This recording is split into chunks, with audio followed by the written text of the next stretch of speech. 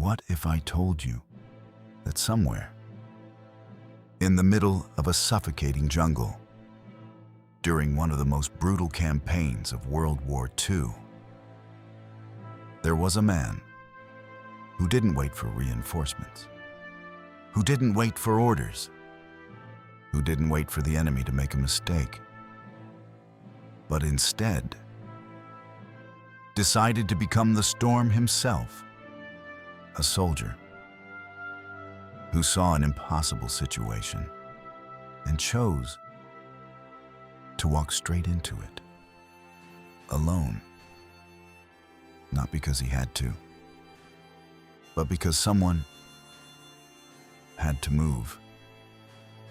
Not a myth, not an exaggeration. A real man, a real battlefield, a real moment where everything could have collapsed, but didn't, because of him, his name, Jemadar Abdul Hafiz. And this is the story of the man who refused to stay down and charged straight into death. Burma. The jungle doesn't forgive. It doesn't care who you are. It doesn't care what rank you hold. It doesn't care what side you're on. It swallows everything. Sound, movement, men. The air is thick, heavy. Each breath feels like effort. Each step feels watched. Because in this war, visibility is a luxury, and the enemy is always closer than you think. The Japanese army has taken position, hidden, entrenched.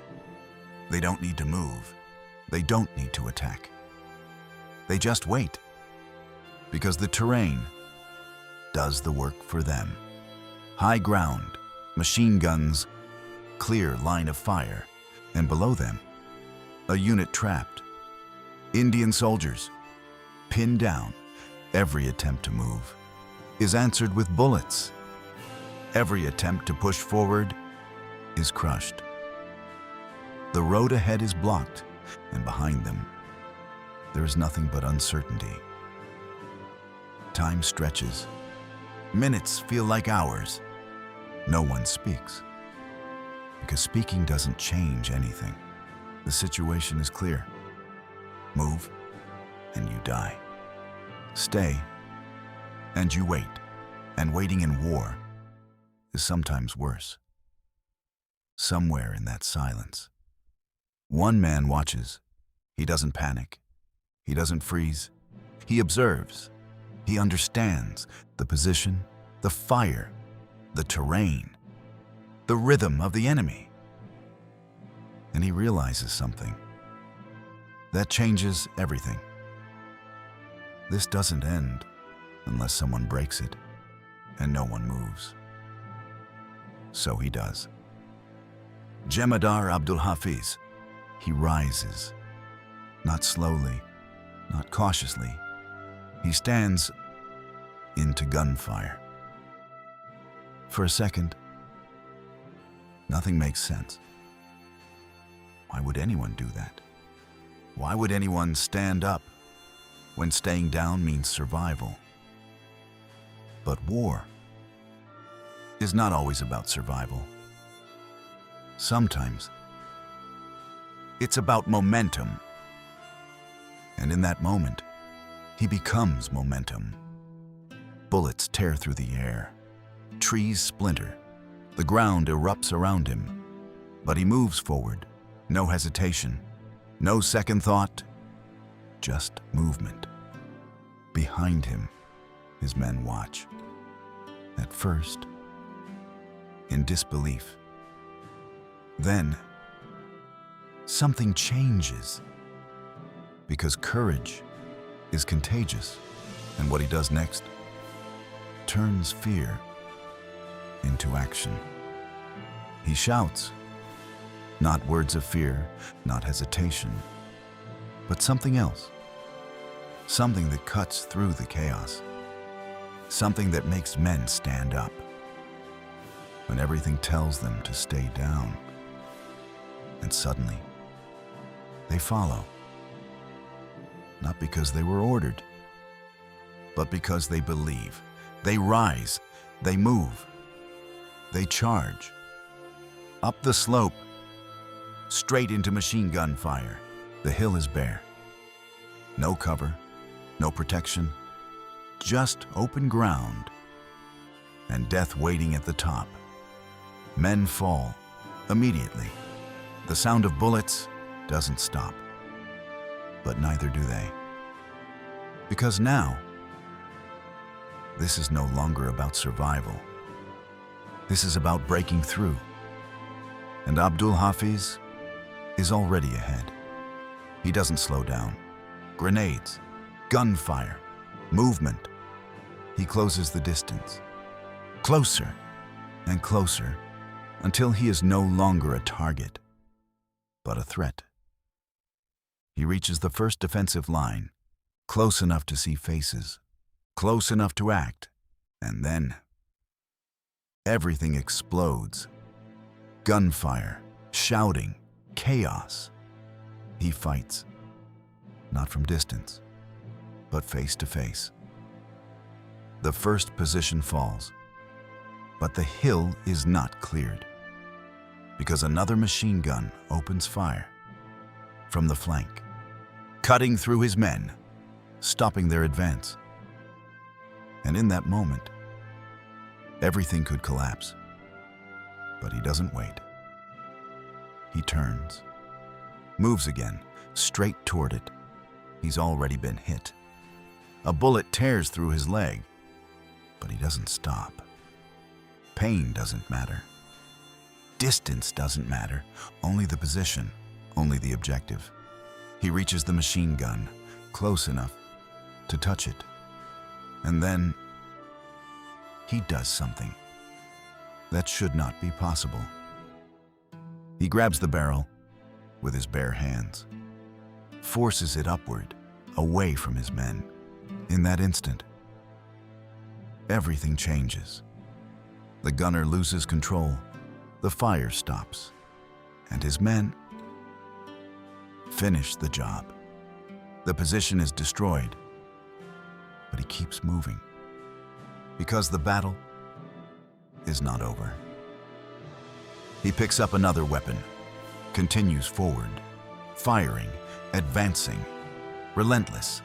The enemy begins to break, because what they are seeing doesn't make sense. This is not how attacks work. This is not how soldiers behave.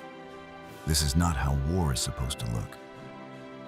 But it is happening, and they are not ready for it. They retreat, step by step, position by position. The hill begins to fall, and at the center of it is one man who refuses to stop. Even when he's hit again, this time in the chest, the impact slows him, but doesn't stop him. He keeps firing, keeps advancing, keeps pushing, until there is nothing left to push. Until the position is taken. Until the objective is secured. And only then does he fall. The jungle is quiet again. The gunfire fades. The smoke settles. And the men around him realize what just happened. They were pinned, outnumbered, outgunned, and now they are standing on the position because one man decided to move. He lies there, still, but not silent, because even in that moment, he is still giving orders, still telling his men to reorganize, to hold the ground, to keep going. And then he's gone, just like that. But what he did stays, because moments like this don't disappear. They spread through stories, through memory, through history, Because what he showed that day was not just bravery. It was something else, a decision, a refusal to accept the situation, a willingness to act when no one else could. And that changes everything. The position he captured was critical. Without it, the line would have broken, the road would have fallen. The battle could have turned, but it didn't, because of him, for his actions, for his leadership, for his complete disregard, for his own life. He was awarded the Victoria Cross, the highest honor, given only to those who do the impossible. But medals don't explain moments. They don't explain decisions. They don't explain what goes through someone's mind when they stand up while everyone else is staying down. Because that is something else. Some soldiers wait, some soldiers follow, and some become the reason others move. Jemadar Abdul Hafiz was one of them. A man in a jungle, in a war that most people barely remember. Who stood up when everything said stay down and walked forward into history. Not as a myth, not as a legend, but as a moment that actually happened.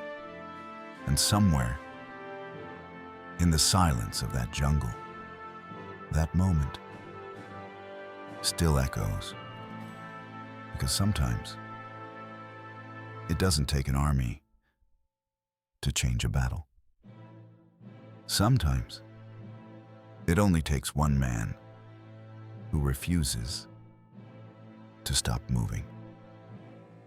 That was the story of Jemadar Abdul Hafiz. If you want more stories like this, make sure to subscribe.